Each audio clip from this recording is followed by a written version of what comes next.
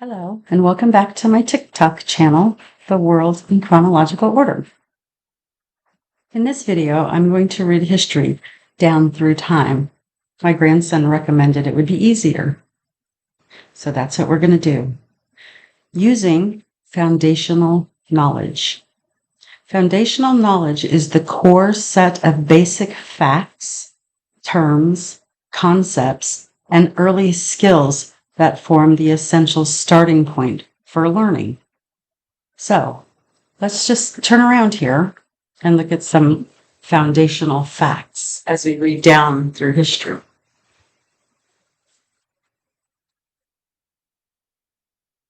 So over here in The World in Chronological Order, I started with some foundational facts.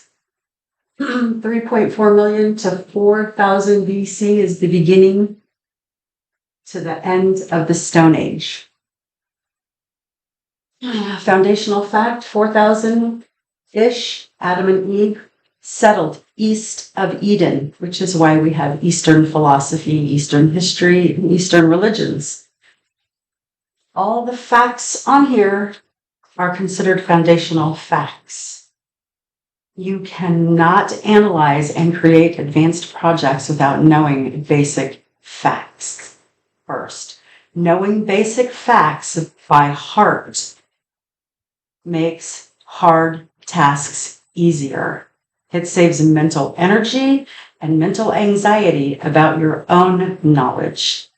So here we go. Let's read it. In 3500 to 3200 BC, the beginning of reading and writing. Adding and subtraction.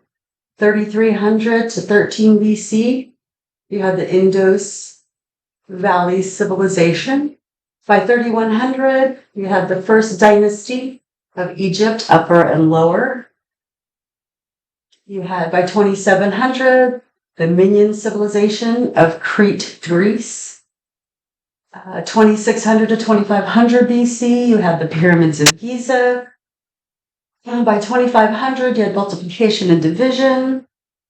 By 2348 to 2349, the beginning and the end of the flood. And then we have Noah, whose family began to repopulate and re-educate the earth.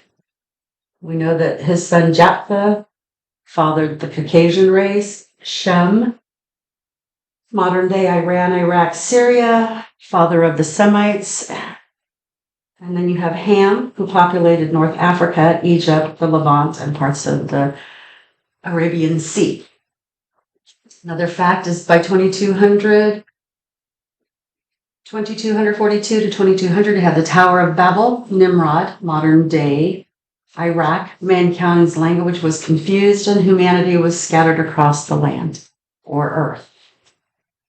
By 2100 to 1600, you had the Qing Dynasty, the first Chinese government, which began formal education, testing systems for their civil service.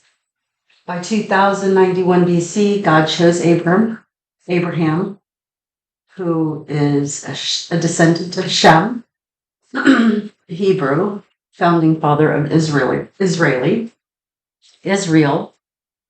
1600 to 1100 BC, you have ancient Greece, the Sea People, pirates. By 1500 BC, like I said on the other timeline, we have the Egyptians divided the day and night. This was during the Vedic period, Sanskrit.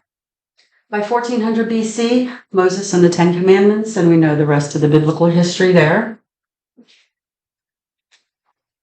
We're coming down to the 13th century. So the 13th century begins with 1300 to 1201 BC, which is why we're in the 21st century and not the 20th century, because we had to get that 100 years of history first. Anyway, 12th century, 11th, 10, 9, 8. Down here, you got the Roman Empire established. By 624, we had Thales of Miletus.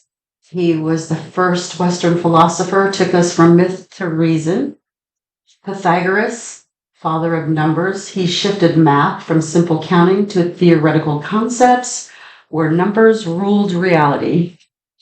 Then you have the Buddha, Confucius, Herodotus, father of history, Socrates, Euclid, Plato, Aristotle, Archimedes, and the Roman Empire.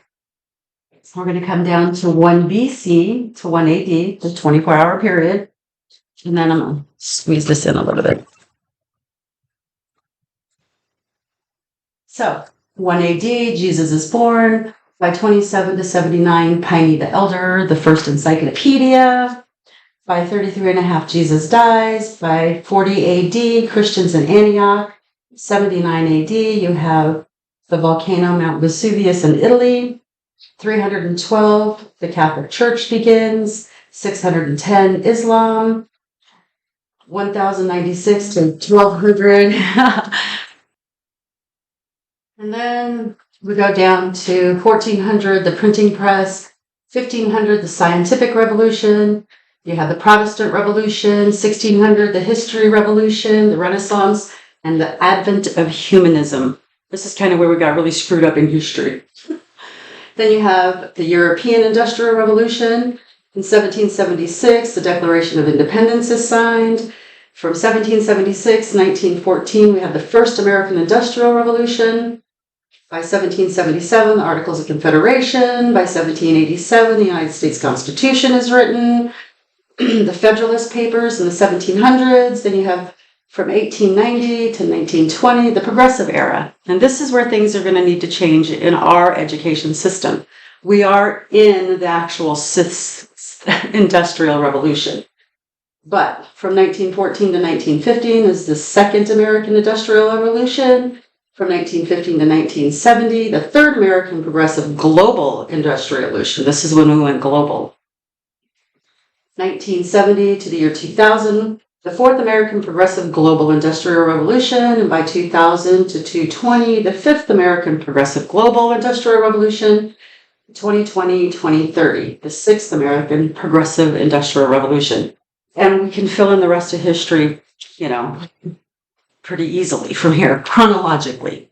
Anyway, I know this is an avalanche of knowledge, and it's a pretty overwhelming concept, but we don't have time for the educational philosophers and psychologists of today to figure it out. They've had 500 years to figure it out. So now we must ask ourselves, who holds the key to the knowledge of the world's intelligence and intellect? Institutions like Yale, Harvard, Oxford, Columbia, yes. But we, the people, now have the key to that knowledge, to that intellect, to that intelligence. We, the people, are educatable.